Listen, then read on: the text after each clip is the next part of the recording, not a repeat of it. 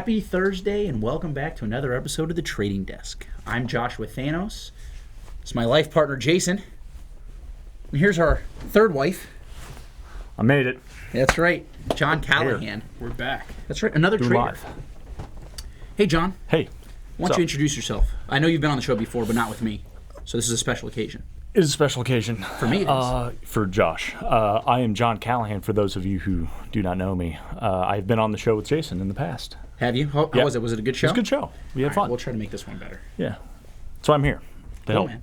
We're excited. I'm excited.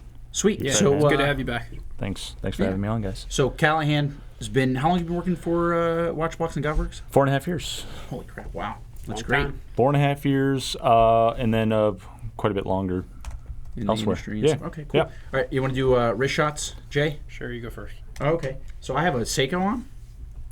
And that's the end of the wrist shot. Nah. I completely forgot the reference number for this. But I like to refer to it as a Ninja Turtle. That's the colloquial term for this one. This was actually a gift from my good friend. Good boy. I don't know what the hell, where that came from. My good friend Shelby McPherson, great guy. Heard I didn't have a Seiko, sent me one. It turns out this watch is actually very hard to get, very collectible, and it's one of my favorite watches. And today we're going to be talking a little bit about independence. Seiko, being an independent, I thought I'd wear it. Jason, Nice. You're wearing an independent today? I am independently wearing this watch of my own free will. Okay. There you go. All right. This is, you guys know this watch. It's the PAM 510. We're going to go ahead and give you a wrist shot off the wrist of this amazingly detailed movement. This is your 8-day manual wind. In-house movement. Yeah, in-house right. movement, baby. Panerai Very fine detailing going on in this movement. makes some nice movements. I mean, it works. That's, it's a tool watch, so you're not That's what looking it's supposed to do. Right. You're not looking for, finishing. Yeah, so It's all right. I mean, listen. PAM They work, 510. and they look all right.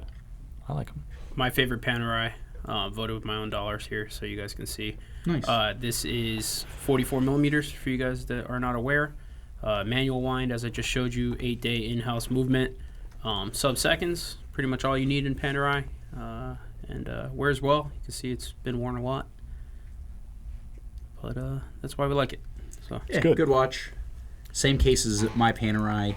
And like Jason said, you really only need one Panerai. Unless you're a huge collector, then you need all of them, I guess. Yeah, you got to get all the references. I came watch free. Actually, I brought gifts. Wrist so shot, show. look at those wrists. None today, but I did bring gifts. Yeah, so you we've brought got some cool some watches to look at and to go over. So to frame kind of what we're talking about today, no Yep. this or that today, guys. We decided we just want to spend some time talking about watches on a table. And so Jon has a lot of experience in independence, right? That's right. And that's kind of your thing, is you love the independent Love watch the companies. independence. I get a lot of slack in the office because of my sort of my passion for the independent brands. Right. Very knowledgeable. But there's a lot of good stuff to take a look at. And there's some things to learn, and I like to have fun with it. And a lot of cool stuff that you normally don't see. Good value, right? A lot of times, good Sometimes. value. Generally, yeah. Sometimes, yeah. And then you get the little details about collecting and stuff that are important. I think I think the big thing with independence right now, you have the watchmakers are willing to talk to you. They're willing to go, hey, Josh, it's nice to meet you. Look at my creation. This is what we do. And you just don't get that. I mean, try walking to Richemont and have them do that if you haven't already spent a fortune with them. It just doesn't happen. You don't get to meet the CEO of Panerai before you buy your first Panerai. It Right. doesn't really work Right. that way. If you're interested in getting a Carrie Boutelaine in piece, you could just Call 'em. You can meet them, Yeah. go to a show, meet you, deliver a watch. Journe, accessible, that's Accessible. Yeah. So that's so let's back up a little bit. So your experience in the watch world Yep. is heavily based on or started with these independents. Right. So why don't you kind of touch on that a little bit? Yeah. You're The whole process. Right. Start from the beginning. Okay, so I got started in the industry selling watches when I was about 20 years old. I was doing other things in the watch business for the first from 15 to 20. And the brands we were carrying at the time, shout out David Journe for getting me started. Who's that? My boss, former boss, David Piccioni, Oh, nice. a good friend of mine. We carried brands like Roger Dubuis in the early 2000s. Before, when he was independent. Ulysse Nardin when they were doing things like the Sonata and the Freak, and they were sort of I love revolutionizing. the Sonata, by the way. They've got some cool stuff. Perpetual calendars. Or it's even like Maurice Lacroix, brands like that. Then it went Frank Mueller, Beauvais, Christophe Claret, Greubel Forsey. So it became really high-end, really sort of Boutique, right? boutique brands. And so you've And this learned is a lot in about Cleveland? This is in Cleveland. In yeah. what year again? It was from 2006 to 2014. Jeez. Okay. Yeah. Wow. Yeah. So you went right through like the economic downturn and the Yeah. market crash and all went that through stuff. went through that whole thing, weathered that out, and then you had to pretty much pick what you were going to do. You couldn't do everything that everybody wanted. We did Harry Winston. We did a lot of really cool brands that basically we were competing against Rolex stores and Patek stores. Ooh.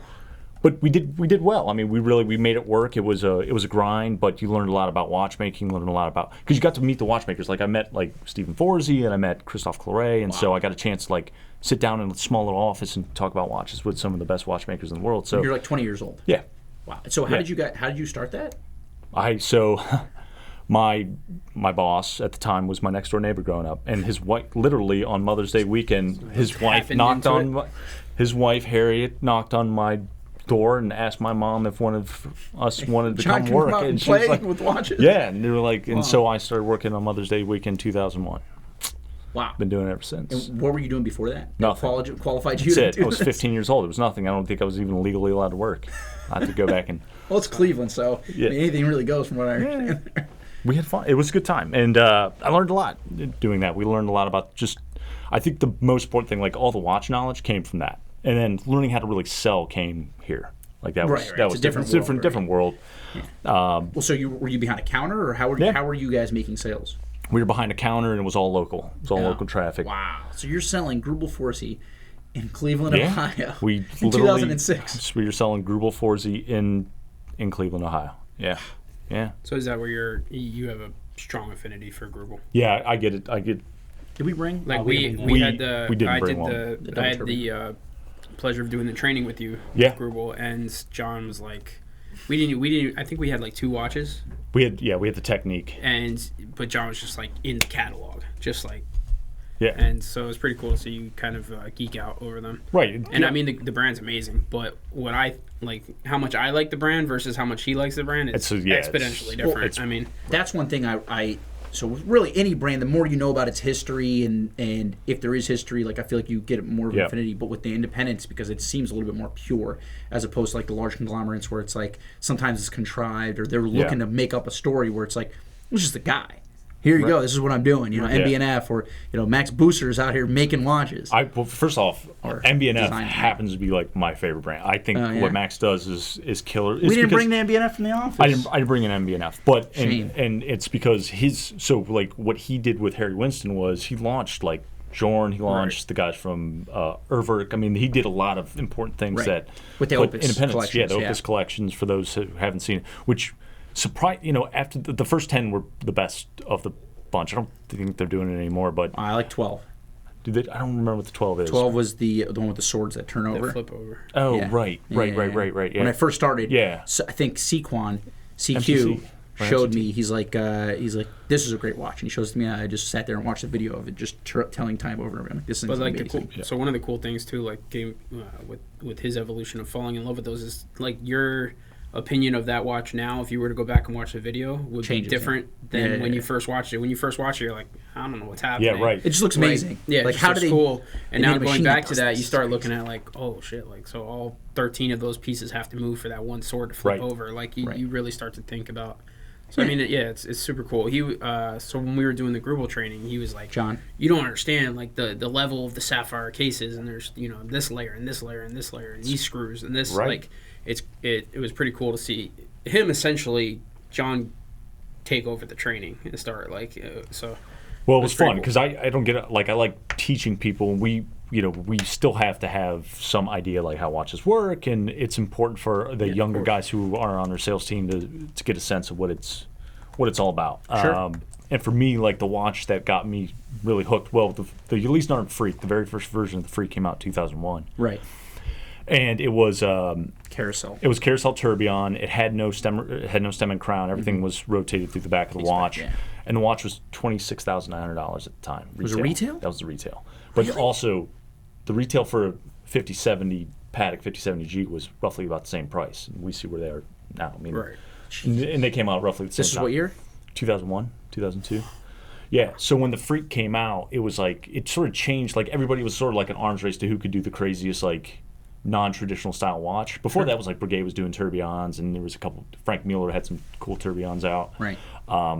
But Frank Mueller had some cool. Elise Narn was like, we're gonna do it. We're gonna do it with silicone. We're gonna do all this crazy technology. And I was like, wow, that's weird. But that wasn't the watch that got me really into it. I was like, that's cool. And then I was shown the trilogy set, which is the astronomical collection. There's 3 watches, and I was like, being explained how each. By actually, Patrick Hoffman was one of the people who's our guy in Switzerland. He was one of the people who was showing me how the watches worked. And I was like, this is unbelievable. And that's how I was like, I'm in the big, like the more complicated, the cooler to me. And So that's what I'm. are you a car guy or anything like that? Or Yeah, I like cars. okay, but I mean, like I know Jason's a car guy. He can take apart an engine. Yeah, from what no, I understand. that's So, not me. me I'm neither. allergic to manual labor. Yeah, but like to ask me how an engine works, I have no clue. I mean, I can guess. Same thing with watches. Like I'm actually now learning more about the movements than before. But it's interesting because like you like all the complications. Love it. And so your background's not like engineering. It's not cars. Just you Just an appreciation. found appreciation through watches. Which is Yeah, through watches and Dave Journe, it was a watchmaker, so like I got to watch him at a bench repair watches, and I just So peek have over his you shoulder. ever taken or thought about taking like a watchmaking No, seminar or course? Or? there was a time I think like in 2008 where I was like maybe the thing to do is to go to watchmaking school. Yeah, there's a shortage because from what I understand, right? Yeah, and it was because what do you like? Even more Sales so was that. tough. It was a hard time, but I decided like it wasn't really my thing, and I knew I wasn't going to be any good at it because I'm not really a I don't work with my hands much other than like cooking and stuff is one thing, and you're like doing your thing, sure. knife skills, that kind of. But otherwise, You're I'm into not- photography, right? A little bit. Yeah. I mean, so I mean, but finding the perfection and like the settings of the camera, all that stuff. Like I could see a similarity there. I had the advantage of going to 2 different movement watchmaking seminars with Torno when I was still with Torno. One was an ETA 2894, the other was a 7750. And it was basically like a whole day thing, break it down, put it back together. And most people in the watch industry get to like try that. Yep. And some people are not very good at it. Right. But it's definitely gives you an appreciation for what goes into the stuff. So those are pretty cool. I think you would do really well at one of those because it would give you like you already have a very good understanding of the complications, and then it would just give you some more insight into what. So that would be cool if you ever get offered a Someday. chance to Make do that that. happen Maybe there. we'll see. That's cool. So where were you? We're talking about what got you into it. So it was the Nardin. Yeah. So Nardin Yeah. got you into watches. That's kind of funny. Like Panerai was for me. Yep. The Invicta, Jason. Jason's the only one at this table who sold an Invicta. You know that? Did you know about that? It's terrible. You're a terrible person. Going to hell, buddy. Josh likes. That's okay. I was here before him. I'll be here after him. Oh, Just keep wow. going. Okay. Here we go. So, anyways, also, It's like this all day long in the office. yeah, it is. John doesn't sit in between us. So That's right. there's a good thing. Here I am sitting But, in between. So so Referee. Nardin. So you see Yeah. Nardin, and you're like, this is for me. Yeah, I mean, I just had an interest in it. Like a lot of people who come into the business, they're like, a lot of times they have a background in watches, or somebody had watches and they gave them to them or whatever. That wasn't my case. I was just like the career found me. I didn't find the career. Sure. And so so far, knock on wood, everything's worked out. Yeah, that's Yeah. crazy. So you've been physically selling watches since 2006. Yeah. Okay. Yeah. So Yeah. what's the most expensive watch you've sold? Seeing The as these most, independents well, it can be would have very been expensive. well. So personally, there's a yeah. So I don't honestly know. I think it's actually been here. Is the most expensive Patek. It was a one of the grand complications. I don't remember. The 5970G is probably the most expensive one that's sold here. I honestly don't remember in Ohio. I sold a lot of. Yeah, Greubel. Well, so there's a story about a Greubel Forsey. Only one other person in the world's going to know this story. We took a deposit on a quad. Guy turned out to be quad tourbillon, Okay. 850,000. Turned out Fraud? Turned out the guy left town with a lot of people's money in Cleveland. Oh. Yeah. So Okay. Did not. So what'd you use the deposit on for yourself? I Got any of that left? No, that was a long time ago. Feds came for that one? I don't know, but that guy, good luck with him.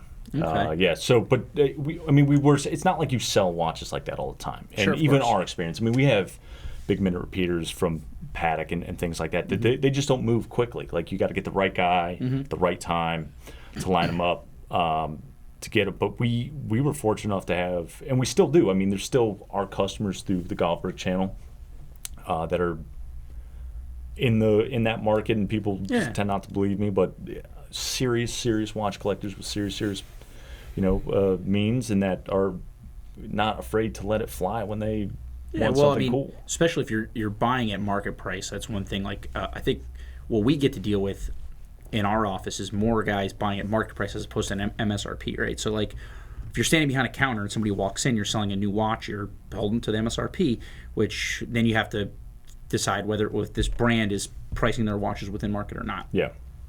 With our job, we get to deal basically market price, so we're trading watches, and there's a lot of competition, right? But we have savvier collectors, I think, and guys who have large collections and are used to wheeling dealing a little bit and getting the right watch, the right price, and all that. So I think it adds a little dimension to it as opposed to sitting behind a counter and basically waiting for somebody to walk through the door. Right, and that is. And you worked at Tourneau, so Oof. I went through situations where you sit today. there, but you Extra cup of basically coffee. have to sit and wait, and that model is tough. Like it doesn't seem like it's going to be. For me, I almost had a little bit of like what we do before I came over, because I went from like suit and tie, standing behind a counter at Tourneau, to like running the certified pre-owned aspect of it. So then it was 10 salespeople underneath me, and I was running a department, and it was more like being a sales manager and managing inventory as opposed to dealing with clients one-on-one.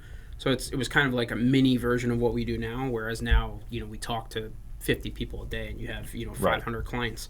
Then I was just running 10 people, and basically what I call like adult babysitting. And it gave me a good insight into what we do now, but it was really, when you look back on it, and I think that's what your career is. It's just like it's always advancing. That was just training wheels for what I'm doing now. Yeah. Like if I look at a CPO manager, which I don't even know if the position exists anymore at Tourneau, to be honest with you, but like that's 10% of what I do on a daily basis now. Yeah. Right. It's definitely been an evolution. I remember when you started, like you came over and you had a lot of experience. You had way more in terms of years watch experience than I did, but it took you an adjustment to get used to working, because we work more of almost like a stockbroker's office, right? Like a trading floor in that regard, more than selling watches. It was weird for me. There was definitely an adjustment period of like the rough housing in the office, the more of like Wolf of Wall Street, if you want to call it, style office, where it was it was very casual and everybody was like off the cuff and I was used to like a formal work, John. John's regular attire. Listen, I wear this every day. And he wears it every day at the office, and John is very much like that. He's still in like that buttoned formal. up. Yeah, but that's fine. It's just for me, it took a while. And then you and George Mayer. What I used to do on a daily basis was one-on-one interaction, and that was you convey belly to belly. It's a little different. You convey a different sense of person that way, as opposed to on the phone. It's a little bit different spiel. So it took me a little while, but I got the hang of it. Still refining that, but working my book. There were some comments in this, and I just want to circle back to the UN, the Freak. What are your thoughts on the new one, the new Crown Freak? The budget Freak. The one that just came out with the Crown. Yeah. It's what's the not retail really on that? It's in the 20s. It's in the 20s. It's not really a Freak. I like the design of the watch. I think the watch is. It's cool, but it's not the Freak. Now, the Freak that came out last year, the re-edition, the completely new design, I love that. And the automatic movement, that's a fantastic piece. That one is, in my mind, the best one since the 28.8, which is the second generation Freak that came out. Right. Okay. Price points have changed a lot. I mean, that basically is, I don't know what the new one is, like 145 or something. It's expensive, but that's on the original one's on my grill list. So then, in regards to, so if you want a Freak at retail, you're spending that much money. So then, the new Freak with the crown, do you think that's going to end up that'll be a lower discount? You think because I think so. I think it's because it's pretty. I mean, it's got the sort of carousel vibe going on with it.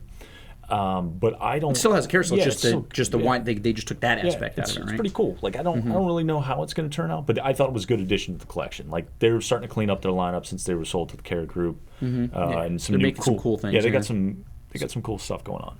So for me, like someone asked me that earlier this week also, I think it's actually a pretty smart move at offering something like that complication and the look of the watch to a different price point. And I think the watch will sell well for them as opposed to the original ones that were just like, collecting dust. You're probably right, so I think, take the crown with a grain of salt for what you're saving on the money and everything else you're getting for it, and it's a smart play.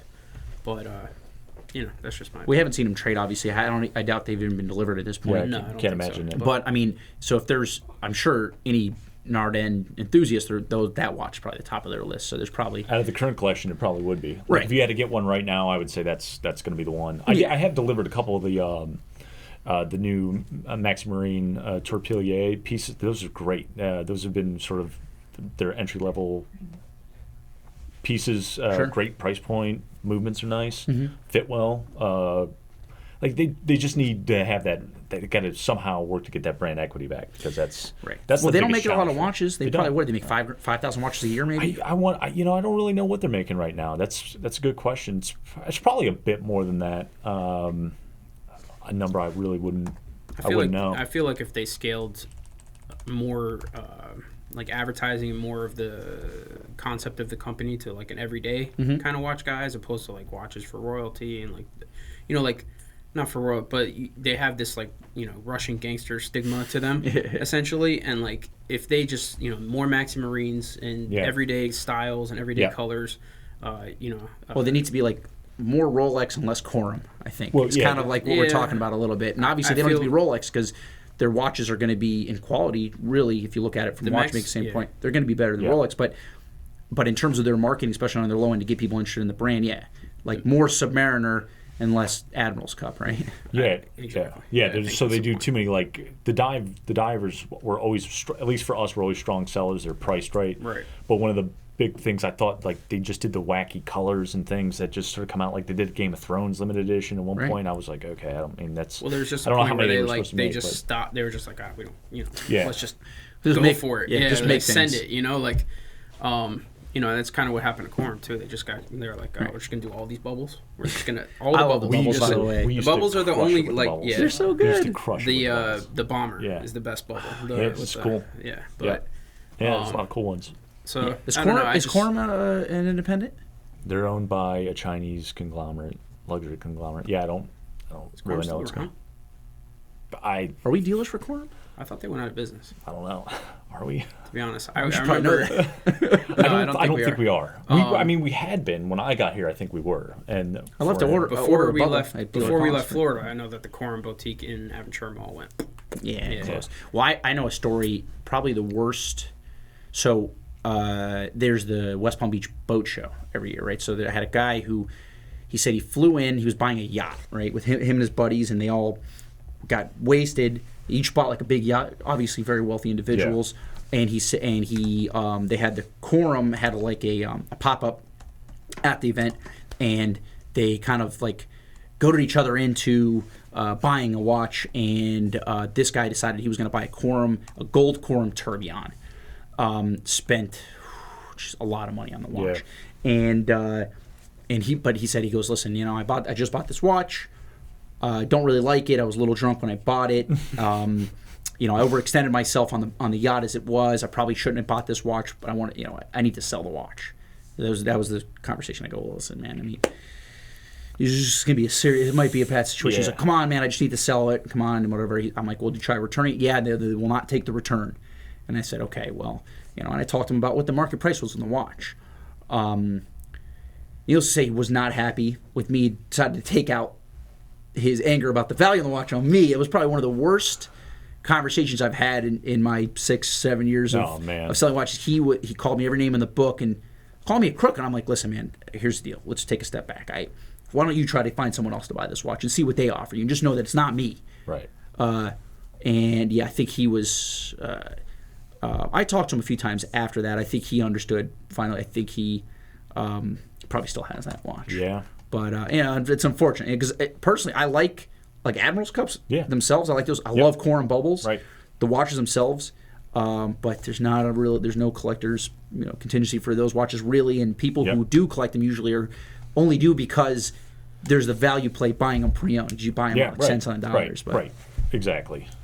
That's interesting. But all right, we got a ton of watches on the table here. We do. You want to run through those real quick? Yeah. Well, so we collected watches from some independents, like we have. What do we have here? Chopard, right? Yep. Which a lot of people don't think about when they think about, because they're not high horology, but the LUC line is. And that's what we got there. What is this? We have an Urban Jurgensen or Jurgensen? However you'd like to pronounce it. Urban Jurgensen. We have an Arnold & Son. We have Linde Verdelin, which I kind of like. Sport, because independents, you don't think of sport watches, and that's really all they do is sport watches. We have Moser. We have Roger Dubuis back when he was an independent. We also have Patek Philippe, which people don't think about. When they think of independents, they think of small boutique brands. Patek is an independent, and they're the monster of independents. They are. And unless Rolex. You call Rolex the independent, and they are a monster. Yeah, so when Rolex buys Patek, are they both independent then? Or? Yeah, right. Oh, no. These guys something to look at. Longer? So we can get the grain in the dial. So that's a recently discontinued model. And that's exactly what I was going to say. It is the regulator, the 5235G, the only configuration it was ever produced in. That watch is not running. I don't think we wound it or set it. That's okay. But it is recently discontinued by Patek, and it's just an interesting watch. They don't do anything like it. They don't do another regulator in the collection. They've only done it that way. I love the dial, always have, because the logo is sort of hidden on there. You have to catch the right light for the logo to show up. Good size. It's different than a lot of Pateks. Thin profile. It's just cool. So the history on that watch is interesting. So the model came out. They were having problems producing them. So they were somewhat limited. So the value shot up. Yep. Companies like us or buyers like us bought a ton of them. Yes, we did. Then they started producing them. Value shot down. Yep. And now recently that they've discontinued the watch, people look around okay, discontinued Patek, few-year run, not too many of them. Now the value's starting to come back up. Kind of a very characteristic dial. It's not common. It's pretty. Well, one of the things that happened is there was a rumor that the watch had been discontinued a couple years ago, and it actually was not discontinued. Right. And that's why you got to check your sources. Certain people in our office decided to buy them all at any cost. We got to check our sources, but so we were stuck with a bunch, but luckily the market came back on the watch, and now I sold one last year when the market was down, and now it turned out to be a good investment for my customer, though he's not a guy who sells, but if he ever wanted to, it turns out to be okay. It's going to be, it's going to probably at some point reach its retail level again, I would imagine, sooner than later. That's just the way, when you see the trajectory of hot Pateks and hot Rolexes, it's over a 2-year period, you can't believe how strong they can't get. Right. And when Patek discontinues a soft model, it goes from literally having a watch that can't get rid of at a showcase to a piece that all of a sudden, the moment it hits the forums or hits whatever sort of social media thing, phones are ringing off the hook, and then they're gone. Well, so another one they're the master at that. The 40 millimeter ceramic, the Sea Dweller. Yep, so that was a 100%. 2-year run. Was a dog in retail, man. We couldn't sell those watches. Yep. We would buy those watches pre-owned. We were back in Watch You Want in Florida, $5,500. Yeah. You can't find that watch for less than $10,000-$11,000 right now. I just bought one from a customer of mine that I sold it to for I think $8,500 2 years ago. Yeah. He made money on that. Yeah. I mean, I paid him good money for it. Yeah. So, but it's a watch again. Small limited run. Think about that. That's a small limited run. It's gonna. You're also gonna see the thing with the Yachtmaster too. I think where that dial, the original dial, blue hands. That'll pop up. That's gonna pop up. Okay. I just found out about this yesterday. I don't know where I've been. I must not have been paying attention. Mark 1 dials for the Sea Dweller 43 anniversary Sea Dweller. Somebody was asking about the other day. Mark 1 dials it's already. So what does that mean? To explain that to me. Somebody was asking me about that. Another dealer, and I said, sounds like I've never heard of that. So what's going on?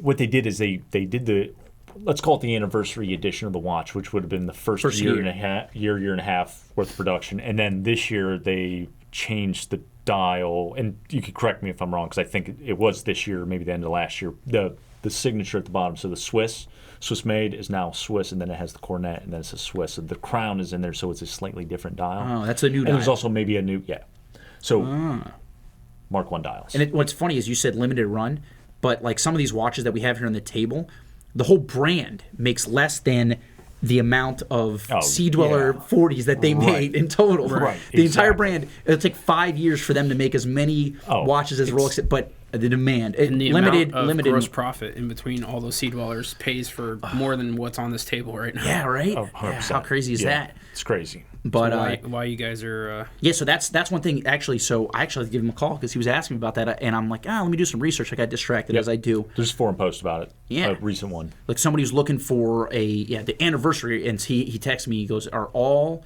Sea Dweller 43's anniversary? And I, without doing any research, yeah, sure. Not the case. Apparently not the case. So now those ones are worth more.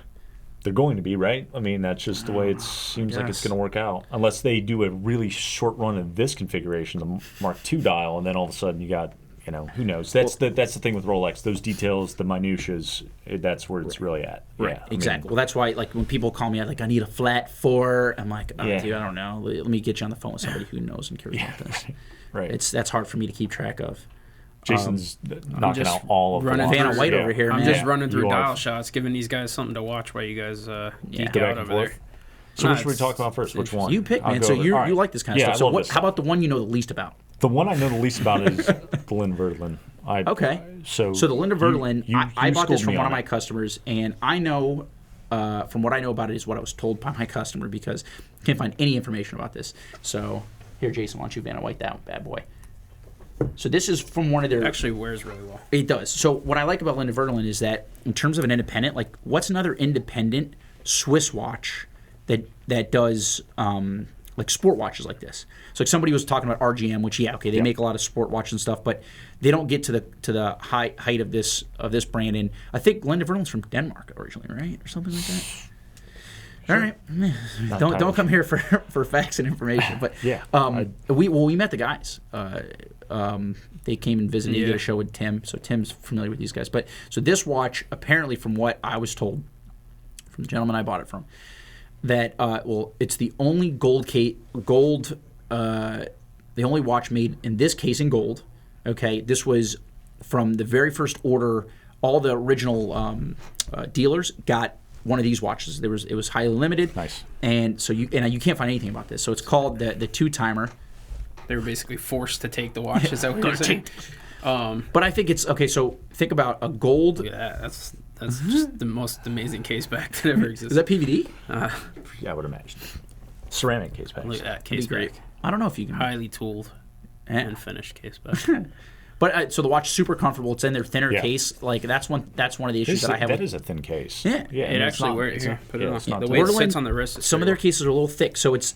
Some of their cases are amazing for opening boxes because they have the sharpest edge. I have a story actually. So I was when I first started in Florida, we got a Verdlin a Spidolite that has it's all these angles. Yeah. Cool. Somebody in the office decided to start trying to wrestle me in the office while I was wearing the watch, and I grabbed him, whatever, and the watch sliced his neck.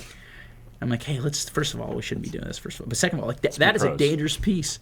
You can get into a fight with a Verdlin because they have such great angles. But so it's it's cool. The case. It's similar like AP, small runs. The brand is really cool, and those watches. I don't know if they do it anymore, or if they promote it anymore. But the Octopus and the Spidolite had active computers. So the Octopus had a diving computer. So you could use the watch to dive, but if you really wanted a real diving, like a Sunto style diving watch, it would have a diving computer that would click on at the top.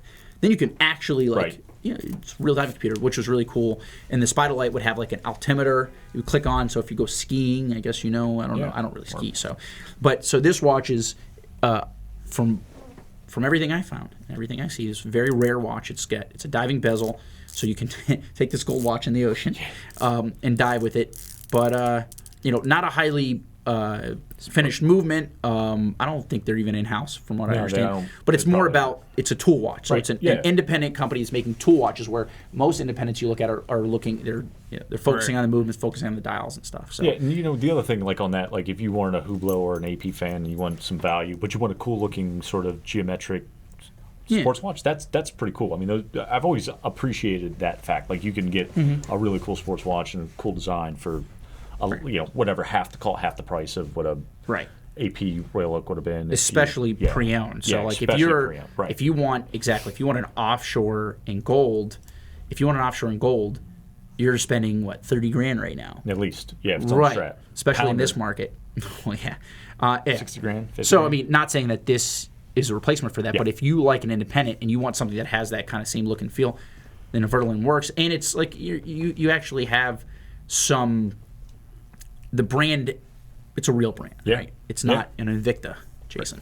This LUC is probably my favorite of these independents. Why is that?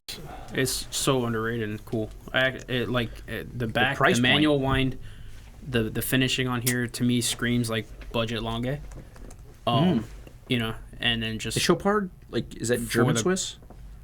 Are they French Swiss? Aren't Chopard family. I mean, obviously, all Swiss watches are made up of some German Swiss and I some. understand that. Yeah. But I mean, Power Reserve, just like you get a lot for the money. You do get a lot for the money. So that one is like, that's pre-owned. You're finding that for right around $10,000. Take a look at this. So flip that over and look at the movement. On that one, the reason I like that, first off, that's like a late '90s model. It's a 38mm case. You're not finding that laying around most places. Like, hell no. We'll look at that, and then the Roger Dubuis. So those are from the late '90s. Like these two are oversized cases. Patek is doing 35mm watches. It's an Vacheron's 8-day Power Reserve.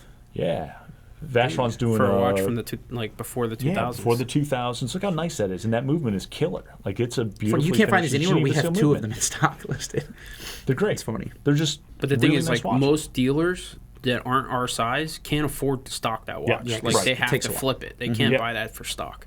Right. So for us, take on. Yeah, the level of finishing on this watch is exceptional. It's I mean, and to think that the watch is like 20 years old is like it looks and amazing. I understand that for most people this sympathy is probably the more desirable piece, but for me, hands down, I would take that LUC. Well, for the price point, like the finishing on the move, that sympathy is amazing. See the level of finishing on that watch, I like even the crystal. It's very cool. We were talking about before the show, for those of you that don't know, that there's a rarer sympathy, the one before this, that has the crystal that goes all the way up to the case flanks. One. We have one. We have one with the. So the crystal actually has this horned shape all the way around the watch. They realized it was too hard to make. Yeah, I think it was just cost effective for them to switch to a round crystal. But if you buy one of those with the crystal that goes all the way out to the case and you happen to need it replaced, that's going to be tough call. Yeah. Good luck. But so on that piece, like the early Roger Dubuis, and I say early Roger Dubuis, it's like late 90s, early 2000s, when him and Carlos Diaz were making these watches.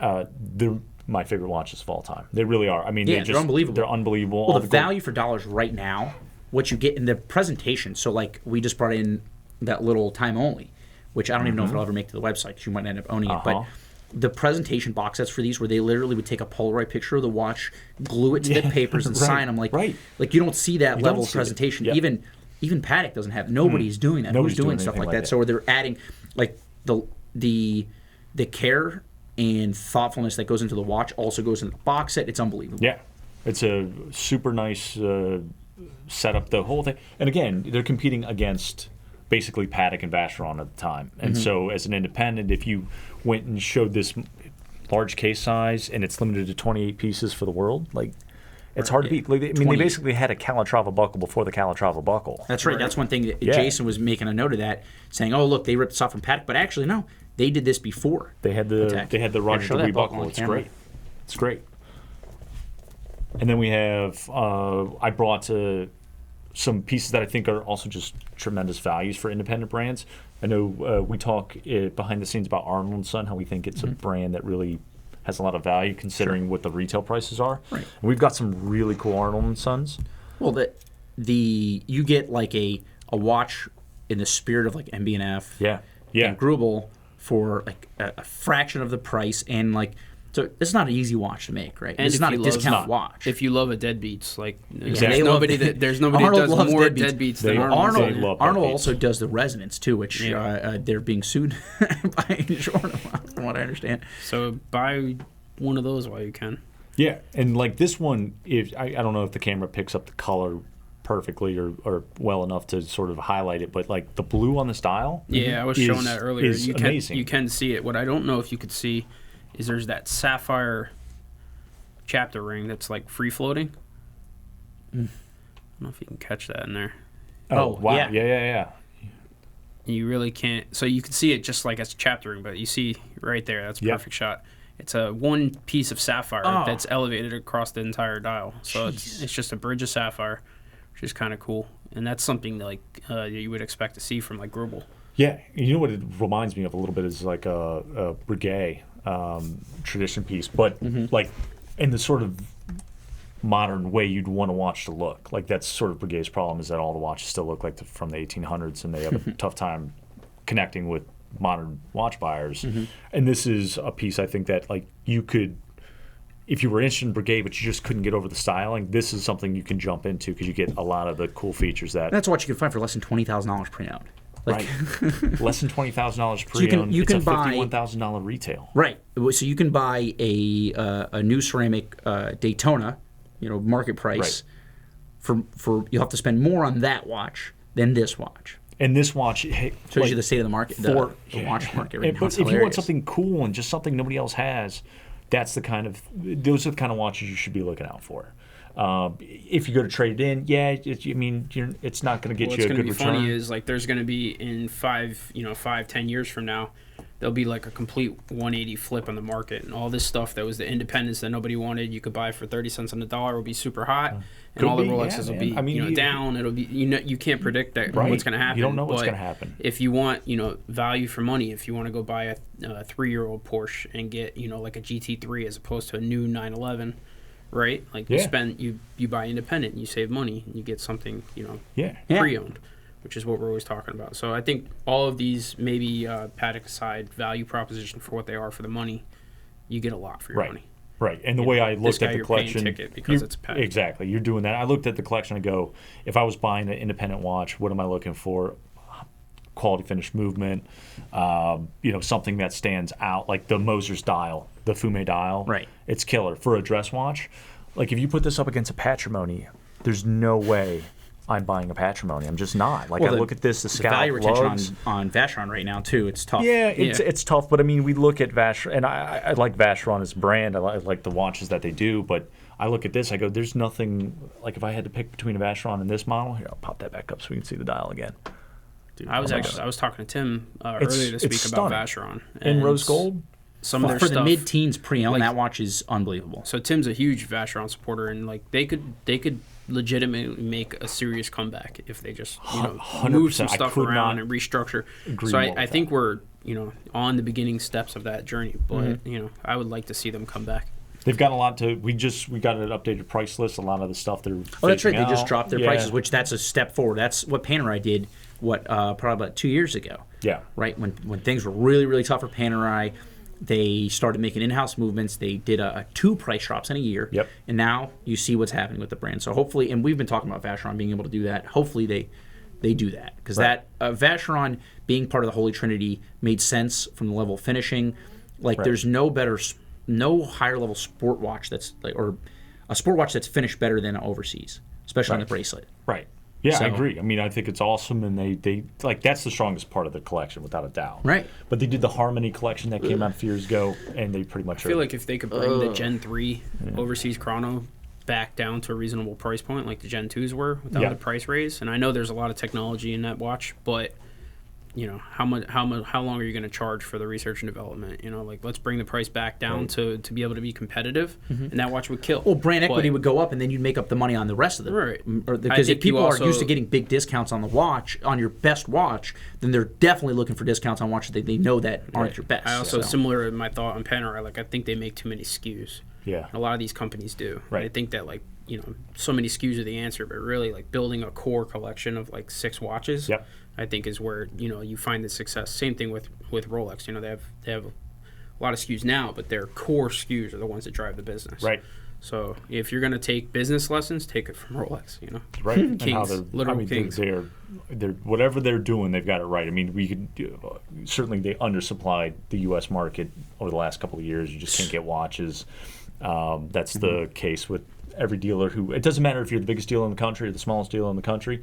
Like, you just don't have watches to give to people. So they're doing something right. Yeah, everybody's talked about having that that before. conversation of, sorry, man, I just can't get it. It's tough. So, well, I was talking to somebody, and like the watch market is so insane right now, right? So, but we're doing better than we ever have because we do a lot of pre-owned, and I didn't even think about this. That I was talking to George in our office, and he's mentioning another dealer who had like one of the worst years they've ever had because like worst Decembers and Januaries. I'm like, how could that be? The demand is so insane. It's like, yeah, they're only selling new, so if they don't have anything to sell. Yeah, right. Man. So if you're a mom and pop shop and you rely on your fourth quarter business and you're a Rolex dealer and you don't have anything to sell, it's going to be a really long winter. Or you better get real good at selling those 36, 39 millimeter OPs. If you're not, like, you got to, you know.